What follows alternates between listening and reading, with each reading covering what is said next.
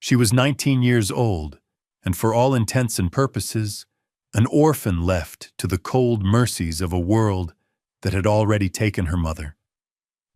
Her stepfather's family had cast her out with nothing more than the clothes on her back, a worn carpet bag, and a single $5 bill. With that, and a faded scrap of deerskin clutched in her hand, she walked away from the settlement of Flat Creek and followed an old trail into the Bitterroot Mountains. But what nobody knew, what her mother had carefully hidden from a dismissive world, was that the trail did not lead to an end, but to a beginning, waiting for her in the deep quiet of a mountain cave. Settle in and listen close, and let us know in the comments where you're watching from tonight. This is the story of Clara Winslow. Clara's world had always been small, defined by the scent of wood smoke, lye soap, and the damp wool of other people's lives. Her mother, Eleanor Winslow, was the laundress for the small Montana settlement of Flat Creek, a woman whose existence was measured in the stacks of clean, folded linens she returned to the miners, the blacksmith, and the storekeeper's wife. To the town, Eleanor was a quiet fixture, tireless and uncomplaining, a widow who had married the widower Silas Croft, more for the security of a roof than for any illusion of affection. They saw a plain woman with chapped hands and a perpetually weary slope to her shoulders, and they saw nothing more. But Clara saw the truth. She saw the keen intelligence in her mother's eyes as she watched the evening sky, predicting a frost that would save a neighbor's fledgling garden. She felt the deliberate strength in her hands, not just from scrubbing clothes, but from the way she could set a snare, split kindling with a single precise strike, and stitch a wound as cleanly as any doctor. Eleanor was a woman who had learned the hard lessons of self-reliance and had passed them on to her daughter not as chores, but as scripture. Every lesson was a verse in the gospel of survival. "The world doesn't owe you softness, Clara," she would say, her voice low as they salted fish by the creek. "But it will give you what you need if you know how to look." So Clara learned. She learned which mushrooms were a meal and which were a grave. She learned to read the stories left in mud and snow by deer and elk. She learned the quiet patience of mending, her stitches becoming as small and even as her mother's, a skill that taught her to fix what was broken rather than discard it. Her mother was her only true mentor, a silent teacher who communicated more in the shared work of their days than in spoken words. And their most precious secret, the one thing that belonged only to them, was a small, soft piece of deerskin. On it, Eleanor had drawn a map in charcoal and berry juice, a winding line that started at the oldest pine tree behind their cabin and disappeared into the jagged blue lines that represented the mountains. "This is our secret way home," Eleanor had told her one evening, folding the deerskin and placing it in Clara's hand. "If you ever need a place that's only yours, you follow this." Clara never understood what she meant. Not really, but she treasured the object. It was a tangible piece of her mother's love, a promise of a place beyond the hard life in Flat Creek, a life made harder by her stepfather, Silas. Silas Croft was a man hollowed out by disappointments, and he filled the space with a simmering resentment. He had married Eleanor for her industry, expecting a silent servant, and he treated Clara as a consequence of that bargain, an extra mouth to feed. His two grown sons, Jeb and Thomas, inherited their father's narrowness of spirit and saw Clara as an unwelcome ghost in their home, a reminder that their father's house had once belonged to another man, her father, who had died in a mining collapse years before Eleanor married Silas. They tolerated her presence as long as her mother was alive, her labor a vital part of the household's meager economy. But when the winter fever came, swift and merciless, and took Eleanor in the space of 3 days, that tolerance evaporated like frost in the morning sun. The end of Clara's life in Flat Creek did not come with a storm of anger or a dramatic confrontation. It arrived quietly, a week after her mother was buried in the frozen ground of the settlement's small cemetery. The air in the cabin was thick with a new kind of silence, no longer the companionable quiet of shared work, but the empty, sterile silence of absence. Silas sat at the head of the rough-hewn table, his sons Jeb and Thomas on either side, their faces set in the grim, practical lines of men about to conduct a piece of unpleasant business. Clara stood by the hearth, her mother's woolen shawl pulled tight around her shoulders, the last lingering scent of her clinging to the fibers. Silas cleared his throat, a dry, rasping sound. "Clara," he began, not looking at her, "your ma is gone. We're sorry for it. But things are what they are." He gestured vaguely around the small room. "This cabin, the land, it's mine now. There's no inheritance to speak of. Your mother brought nothing into this marriage but her own 2 hands." It was a lie, of course. The cabin had been her father's, but Eleanor, a woman alone, had signed it over to Silas upon their marriage for the sake of propriety and protection. A piece of paper had erased her history. "We're simple men," Jeb added, his voice flat. "We can't afford to keep another person who ain't our blood. There ain't enough work or food to go around." Thomas, the younger and somehow crueler of the two, simply pushed a small, worn carpet bag across the floor with the toe of his boot. "Ma's things are in there," he grunted. What little there was. Silas finally met her gaze, his own eyes holding no malice, only a profound and weary indifference. He reached into his pocket and pulled out a few coins and a folded bill, placing them on the table. "This is $5, he said, the words falling like stones into the quiet room. "It's more than we can spare, but it'll see you to the next town. You're a hard worker. You'll find a place." Clara looked from his face to the money on the table, and then to the bag at her feet.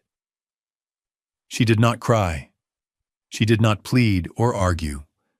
Her mother had taught her that begging only deepens the humiliation. Dignity was in the straightness of your spine, in the quiet way you accepted the inevitable and moved on. She walked to the table, picked up the $5, and tucked it into her pocket. She bent down and lifted the carpet bag, its weight familiar and sorrowful in her hand. Inside, she knew, would be her mother's spare dress, her brush, a small book of psalms, and the sewing kit that had mended half the town's clothes. She turned back to the 3 men, who were already looking away, their duty done, their consciences, such as they were, clear. Her gaze swept the cabin one last time. The stone hearth she and her mother had swept 1,000 times. The narrow bed she had shared with her. The window that looked out onto the woods. There was nothing left for her here. Without another word, she opened the cabin door and stepped out into the cold, thin air of the Montana spring. The door clicked shut behind her, a sound of absolute finality. She did not look back. She clutched the bag in one hand, and with the other, she reached into the deep pocket of her skirt and felt for the soft, folded square of deerskin. Her mother's map. Her secret way home. The path away from Flat Creek was not a road, but a memory. Clara walked north, leaving the muddy track that led to the next settlement and turning instead toward the dark line of timber that marked the beginning of the mountains. She walked with a steady, unhurried pace, a rhythm her mother had taught her for covering long distances without exhausting oneself. The carpet bag was awkward, its handle digging into her palm, but she shifted it from hand to hand, refusing to let its burden slow her. The air was sharp and clean, smelling of pine needles and thawing earth. The sun, when it broke through the clouds, was a pale, watery yellow, offering little warmth. She followed the creek that gave the settlement its name, its water running high and fast with melted snow, the sound a constant, rushing companion.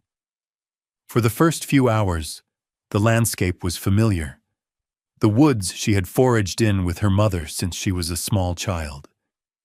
She recognized the stand of birch trees where they gathered bark for tinder, the mossy boulder shaped like a sleeping bear, the clearing where wild strawberries grew in the summer. Each landmark was a fresh pang of grief, a reminder of the life that had been so brutally amputated. But as the day wore on, the terrain began to change. The ground grew steeper, the trees taller and thicker, casting the forest floor in a deep, perpetual twilight. She was entering the true wilderness now, the vast, untamed expanse of the Bitterroot Range. Here, the trail was no longer a path worn by habit, but a series of subtle signs her mother had taught her to read. She consulted the deerskin map, its markings a cryptic language only she could understand. A notch carved into the trunk of a towering spruce, weathered and silvered with age. 3 flat stones stacked one atop the other near a game trail. A lightning-scarred pine whose broken top pointed exactly northeast. These were the signposts of her journey, a secret correspondence between a mother and daughter across the Vale of Death. As evening approached, a cold wind began to sweep down from the high peaks, carrying the threat of a late spring snow. Clara felt the familiar ache of fatigue settle into her bones, her hunger a dull, persistent knot in her stomach. She knew she had to find shelter. She left the faint trail and scrambled down a short, steep embankment to the edge of the creek. There, tucked beneath an overhanging granite ledge, was a space just large enough for her to shelter from the wind. It was a place her mother had shown her once, years ago. "Always look for the land's kindness," she had said. "A rock that blocks the wind, a dry patch under a great tree. The mountain will care for you if you let it." Clara gathered dry leaves and pine needles, creating a small, insulated bed against the cold rock. She ate a piece of hard bread she had saved from her last meal at the cabin, chewing it slowly, making it last. She drank deeply from the icy, pure water of the creek. She did not build a fire, not wanting to draw the attention of predators, animal or human. Huddled under her mother's shawl, she watched the stars emerge, impossibly bright and close in the clear mountain air. There was a profound loneliness in the vast, indifferent silence of the mountains. But there was also a strange comfort. Out here, she was not an outcast or a burden. She was simply a living creature, subject to the same rules as the deer and the hawk. Find food, find shelter, endure. Her grief was a heavy stone inside her, but her mother's lessons were the muscles that allowed her to carry it. She slept fitfully, waking to the distant howl of a wolf and the rustle of some small creature in the undergrowth. But fear was a luxury she could not afford. She had a destination. She had a map. And for the first time since her mother's death, she had a purpose beyond simple survival. She was going home. The next day, and the day after that, the journey continued. The terrain grew more rugged, the trail a mere whisper on the landscape. She crossed rushing streams on fallen logs, her feet numb with cold. She climbed steep, scree-covered slopes, her lungs burning, her hands raw from gripping rock and root. The carpet bag became an impossible burden, and she finally stopped, opened it, and made a hard choice. She kept the sewing kit, her mother's brush, and the shawl. The rest, the dress, the psalm book, she wrapped carefully in oilcloth and buried beneath the roots of an ancient cedar, marking the spot. She fashioned a small bundle she could tie to her back, freeing her hands. She was lighter now, moving more easily through the dense forest. She ate wild onions and the tender shoots of spring plants, her hunger abating. She was becoming part of the mountain, her senses sharpening, her body hardening to the demands of the wilderness. Finally, on the afternoon of the fourth day, she saw it. A landmark from the deerskin map she had been searching for. A waterfall, a shimmering curtain of white water cascading down a sheer rock face, its roar filling the small canyon. According to the map, her destination was near. The waterfall was more beautiful and more powerful than the simple drawing on the deerskin could convey. It thundered into a deep, turquoise pool, sending a perpetual mist into the air that clung to the moss-covered rocks and nourished the ferns growing in every crevice. Clara stood for a long moment, the cool spray on her face washing away the dust and fatigue of her journey. The map showed a small symbol just behind the waterfall, a circle that meant shelter or home in the private language she and her mother had shared. Her heart pounded with a mixture of hope and apprehension. Taking a deep breath, she picked her way carefully along the slippery edge of the pool, moving toward the rock face. The space behind the falls was narrow, a slick, wet ledge barely wide enough for her feet. She pressed herself flat against the cold stone, the roar of the water deafening, its force a tangible pressure against her body. She edged along, inch by inch, until she was fully behind the curtain of water. And there it was, not a wide-open entrance, but a dark, narrow fissure in the rock, almost completely concealed by the cascade. It was an opening that no one would ever find by accident. She squeezed through the crack and found herself in sudden, profound silence. The roar of the waterfall was instantly muffled, becoming a distant, rhythmic rumble. She was in a small, dry antechamber. A few more steps took her around a bend in the rock, and the passage opened into a large, high-ceilinged cavern. A pale, ethereal light filtered down from a natural fissure high above, illuminating a space that was not a raw, wild cave, but a carefully prepared refuge. This was the acquisition. This was the home her mother had promised. Against one wall, a neat stack of firewood, dry and seasoned, reached nearly to the ceiling. Next to it sat a small, pot-bellied stove, its stovepipe expertly fitted into a natural chimney in the rock.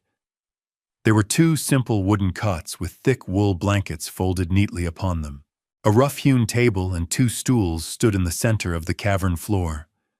Shelves carved into the rock itself held an astonishing array of supplies: sacks of flour, beans, and oats sealed in tin-lined wooden crates to protect them from moisture and rodents.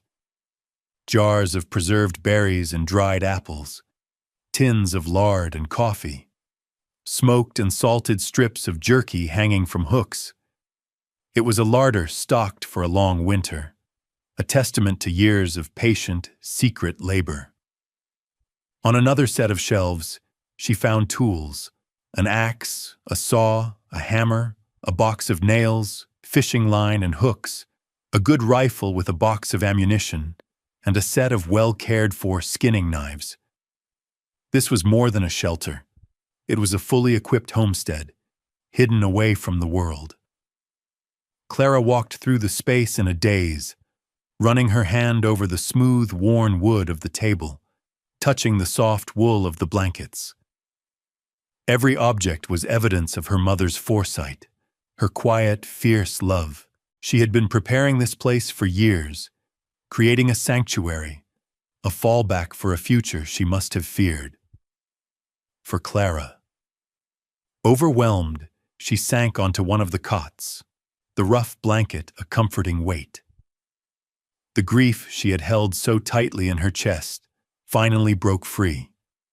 Not in a storm of sobs, but in quiet, steady tears that rolled down her cheeks and dripped onto her dusty clothes. They were tears not just of sorrow, but of a profound, heart-aching gratitude. She was not abandoned. She had never been abandoned. Her mother had seen the cruelty in Silas and his sons, had understood the precariousness of their life, and had built this ark in secret, a haven against the coming flood. Eleanor Winslow had not been a simple laundress. She had been a survivor, a planner, a protector, and this cave was her final, greatest gift to her daughter.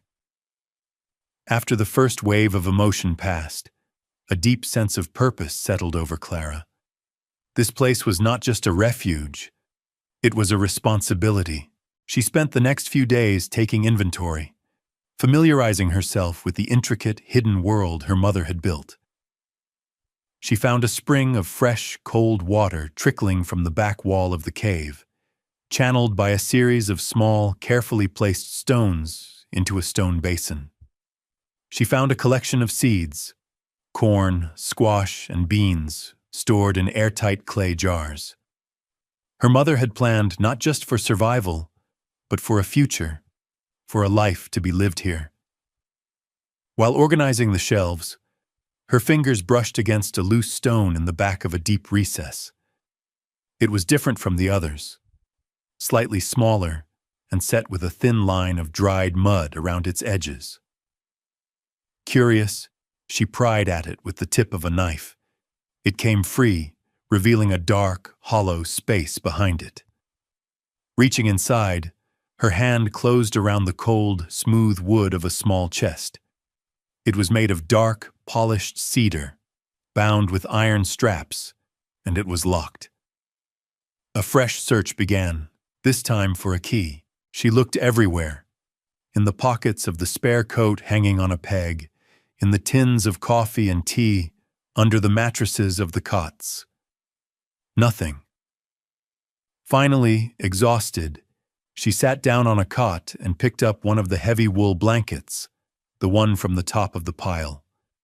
As she ran her hands over it, she felt a small, hard lump sewn into the corner hem. With trembling fingers, she used her knife to carefully snip the thick threads. A small, ornate iron key fell into her palm. It was the moment of discovery. She carried the key and the chest to the table, the pale light from the ceiling fissure illuminating the dust motes dancing in the air. The key slid into the lock with a soft, metallic click. She lifted the heavy lid. The chest was divided into two compartments. On one side, nestled in a bed of faded velvet, was a heavy leather pouch tied with a drawstring. She lifted it, surprised by its weight, and loosened the knot. A stream of dull, gray-blue stones tumbled onto the table, clicking softly against the wood. They were uncut and unpolished, but even in the dim light, they held a deep, captivating color. Sapphires. Dozens of them, some as small as a pea, others as large as a robin's egg. On the other side of the chest lay two items: a thick journal bound in worn leather, and a single folded document, yellowed with age and tied with a faded red ribbon. Clara set the pouch of stones aside and reverently picked up the journal. It was her mother's. The handwriting was the same neat, careful script she had seen on countless lists for supplies. But here, the words flowed with a different purpose. She opened to the first page. "My dearest Clara," it began, "if you are reading this, then I am gone, and the world has shown you its colder side, as I always feared it might. But do not be afraid. This place is yours now. Everything here I did for you." Clara read on, page after page, the story of her mother's secret life unfolding. Eleanor had not been born to a life of laundry. Her father had been a prospector, and she had spent her childhood in mining camps, learning to read the land, to recognize the signs of gold, silver, and gemstones. After her first husband, Clara's father had died. She had returned to the only skill she had left from that life. She had begun exploring the high creeks in secret, panning in her few stolen hours of freedom. And in this creek, the one that fed the waterfall, she had found them. The sapphires. The journal detailed years of patient work. A few stones gathered each trip, carried back in secret, and added to the cache.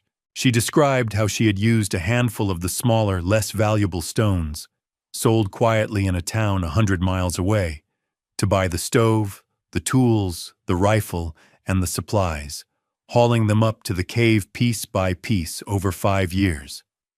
But it was the document tied with the ribbon that held the greatest secret. Clara carefully untied the knot and unfolded the paper. It was a legal mineral claim, properly filed and stamped by the Montana Territorial Land Office in Helena, dated 6 years prior.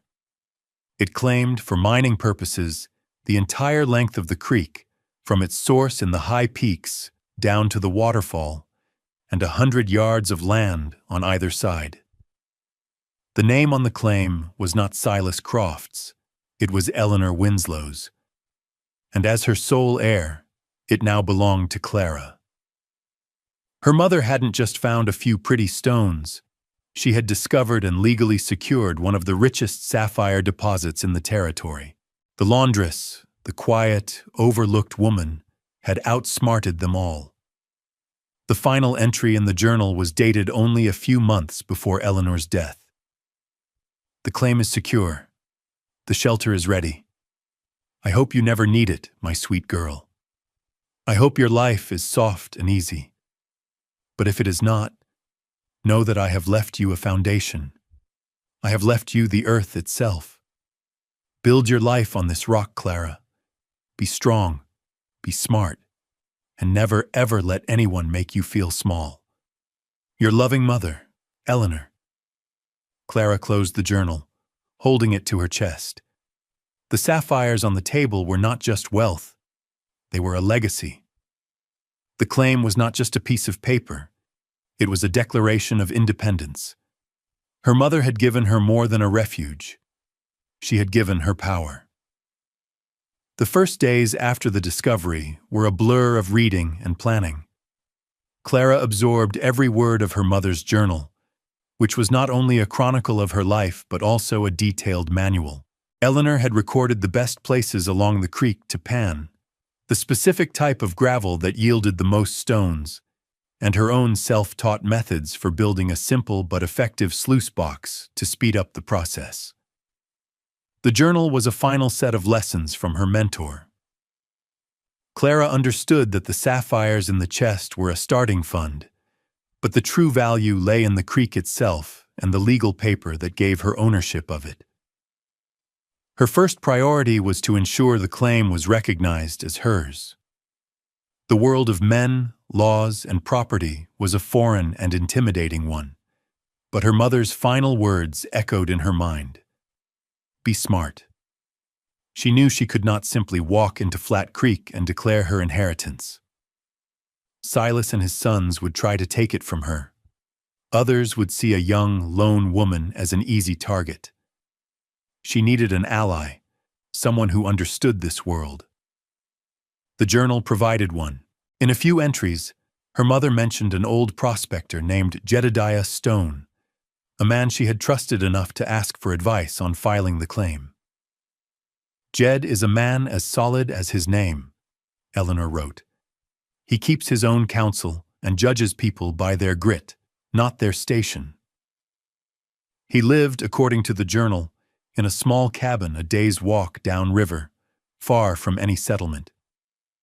Clara packed a small bag with food, the claim document, the journal, and a handful of the smaller sapphires. She secured the cave, camouflaging the entrance behind the waterfall even more carefully, and set off to find him.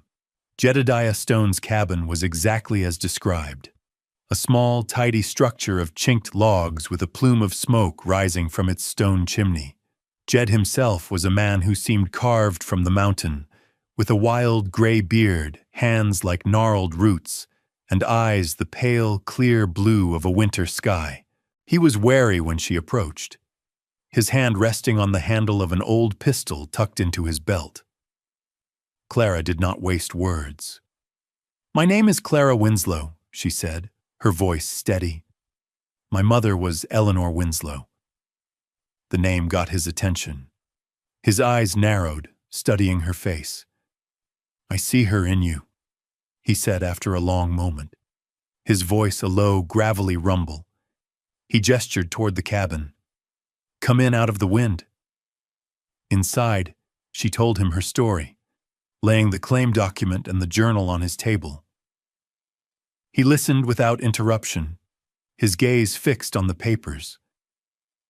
He picked up one of the sapphires she offered, turning it over in his calloused fingers, holding it up to the light. "Yogo sapphires," he murmured, a note of reverence in his voice. "The best in the territory. Your mother was a sharp one, a real sharp one." He confirmed her fears. Her claim was legal and binding, but it would be challenged. She needed to go to the county seat in Junction City, not Flat Creek, and have the inheritance legally transferred and recorded with the territorial registrar. He gave her practical, specific advice. "Don't show all your cards, girl. Don't show them the big stones. Take a few of the medium ones, enough to prove the claim is productive, enough to pay the fees and buy what you need. Keep the rest hidden. Wealth makes people foolish, and foolish people are dangerous." He then did something more. He drew her a map to Junction City, marking a safe route, and gave her the name of the registrar, a man named Abernathy he knew to be fair. "Tell him Jed Stone sent you," he said. "It might not help, but it won't hurt." The journey to Junction City took 2 days. It was a larger, busier town than Flat Creek, and Clara felt a knot of anxiety in her stomach. But she held her head high, walking with the confidence her mother's legacy had given her. Mr. Abernathy was a stern-faced man with spectacles and an air of weary bureaucracy. He looked at Clara with skepticism, but when she mentioned Jed Stone's name and presented her mother's original claim and death notice, his demeanor shifted to one of professional diligence. He verified the documents against the territorial records, his pen scratching as he made notes. "The claim is in order," he announced finally, peering at her over his glasses. "The transfer of title to you as the sole heir is straightforward." He did not pry or ask how a laundress's daughter came to possess such a thing. He simply did his job. The law, for once, was on her side. With the legalities settled, Clara's rebuilding began in earnest. She sold 3 of the mid-sized sapphires to the town assayer, a transaction she navigated with the shrewdness Jed had advised. The sum she received was more money than she had ever seen in her life. It was not a fortune, but it was a foundation. She did not squander it. She bought a sturdy pack mule, a new set of high-quality mining tools, picks, shovels, and a set of classifying screens, and enough provisions to last for months. Her last stop was the blacksmith's shop to order a custom-fitted grate for her sluice box. The blacksmith's wife, a kind, sturdy woman named Martha Gable, saw the quiet determination in the young woman's eyes. Seeing that Clara had nowhere to stay, she offered her a room for the night and a hot meal, a simple act of generosity that felt monumental. "You look like a girl who knows her own mind," Mrs. Gable said, ladling stew into a bowl. "The world needs more of that." Clara returned to the mountains not as a fleeing orphan, but as a homesteader, an entrepreneur. The mule, laden with supplies, followed her patiently up the trail. She had faced the world of men and laws and had not been found wanting. The physical rebuilding started the next day. Following her mother's diagrams, she began constructing a sluice box near the creek, a long wooden trough with riffles to catch the heavy sapphires. Jed Stone appeared a week later, as if by instinct, and silently helped her, his expertise invaluable. He showed her how to position the box to get the best water flow, how to secure it against the spring runoff. They worked together in comfortable silence, their communication based on the shared language of practical work. He was the first member of her new, small community. The work was grueling, but deeply satisfying. Each shovelful of gravel washed through the sluice was an act of creation, of building her future. And at the end of each day, as she cleaned the riffles, she would find them. Small, beautiful glints of blue and gray, her mother's legacy made real, gathered from the cold mountain water. The cave, once a desperate refuge, slowly transformed into a true home. With the money from her first sale of sapphires, Clara had purchased not just tools and provisions, but small comforts as well. A proper mattress for her cot, a few books, kerosene for a brighter lamp, and a small cast-iron cookstove that she installed in place of the more primitive pot-bellied heater. The scent of baking bread soon mingled with the clean, earthy smell of the cavern. She built sturdy shelves, a new table, and a comfortable chair. Her carpentry skills, learned from mending fences and furniture with her mother, proving surprisingly adept. The cave became a place of warmth and order, a sanctuary of her own making. News of the Winslow claim traveled slowly at first, a rumor carried by a traveling tinker who had heard whispers in Junction City. When it finally reached Flat Creek, it was met with disbelief, then scorn, and finally, a simmering, covetous anger. Silas Croft and his sons were the most vocal. They declared it was a fraud, that Eleanor had never been smart enough to file a claim, that Clara must have stolen it or tricked some fool into signing it over. They rode to Junction City to challenge it, but Mr. Abernathy, armed with the law and his own meticulous records, sent them away with a curt dismissal. The claim was ironclad. Defeated and humiliated, their resentment toward Clara hardened into a bitter poison. But others in the territory had a different reaction. Prospectors and miners, who understood the value of a good strike and the luck and labor it required, regarded her with a grudging respect. They began to speak of the Winslow sapphires and the girl in the waterfall cave.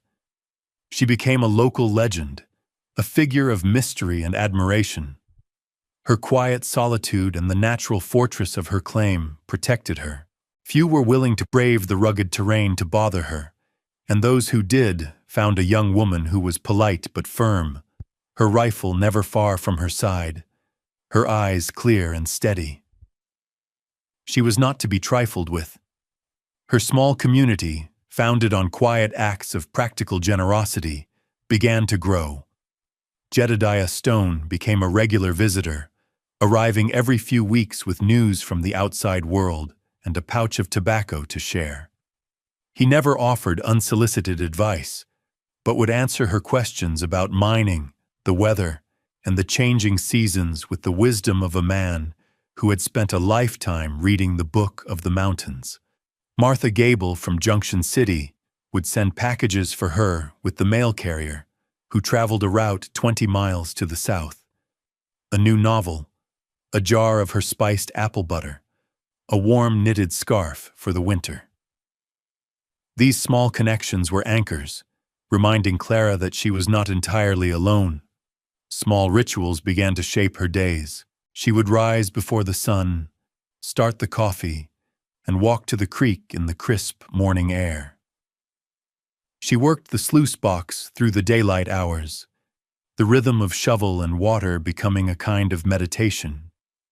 In the evenings, she would sit by her stove, sorting the day's haul of sapphires, reading her mother's journal, or writing in her own. The unwanted cave had become her castle, her workshop, and her refuge.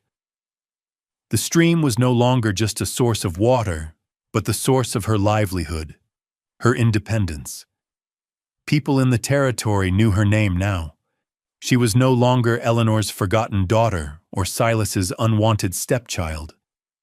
She was Clara Winslow, the owner of Sapphire Creek. The title was not one of nobility, but it was one of substance, earned through her mother's foresight and her own relentless labor. It was a position of respect, built not on declarations or fancy things, but on the solid, functional reality of her work, her claim, and the warm, purposeful life she had carved out for herself, deep in the heart of the mountains. One evening in late autumn, as the first snows began to dust the highest peaks, Clara stood at the entrance of her cave, looking out through the shimmering veil of the waterfall. The sun was setting, painting the sky in strokes of fiery orange and deep violet, the colors reflected in the turbulent water of the plunge pool. A profound sense of peace settled over her, a quiet contentment that felt as solid and real as the stone at her back. She had spent the day building a small, sturdy cabin just outside the cave entrance, on a flat ledge overlooking the creek. It wasn't large, just a single room to serve as a proper living space, leaving the cave for storage and as a workshop. The scent of freshly cut pine from the new walls filled the air. This was hers. Not just the sapphires, not just the claim, but this life, this place, this quiet moment of peace. She turned and went back inside, the cave warm and inviting from the heat of the cook stove. On the new mantelpiece she had built over the stone hearth, two objects sat side by side. One was the soft, creased scrap of deerskin, its map now a treasured artifact, a symbol of the journey that had brought her here. Next to it sat a single, magnificent sapphire she had found in her mother's chest. It was a deep, cornflower blue, perfectly formed, and shaped like a heart. Eleanor had set it aside, a silent message of love. Clara looked at the two objects, the map that had guided her and the heart that had been waiting for her, and saw the full arc of her mother's story. Eleanor Winslow was not the woman Flat Creek had known. She was not a simple laundress defined by her labor, nor a victim defined by her losses. She was a strategist, a provider, a quiet revolutionary who had played the long game and won. She had seen the contempt in men like Silas Croft and had built her daughter a fortress against it, not of anger or revenge, but of stone and water and legal ink. She had armed Clara with skills, with knowledge, and with a tangible inheritance that could never be taken away. She thought of Silas and his sons, trapped in their small cabin and their even smaller lives, their greed having left them with nothing but the bitter ashes of resentment. They had cast her out with $5, believing they were ridding themselves of a burden. They had no idea they were setting her free. Her mother's love had been a hidden current, running deep and silent beneath the surface of their hard life, and it had carried her here, to this place of safety and strength. Clara Winslow was 19 when her family cast her out with $5 and a worn carpet bag. She had nothing to her name but a deerskin map and a legacy she didn't yet understand. She followed that map into the mountains and spent her last dollar on the fees to claim her birthright. It was the best money she ever spent. For those of you who have stayed with us through Clara's journey, we thank you. If her story of resilience and hidden strength moved you, please consider sharing it with someone who might find inspiration in it, and subscribe for more tales of quiet courage. We leave you with this question. What hidden maps have been left for you, and what undiscovered country might they lead to in your own life?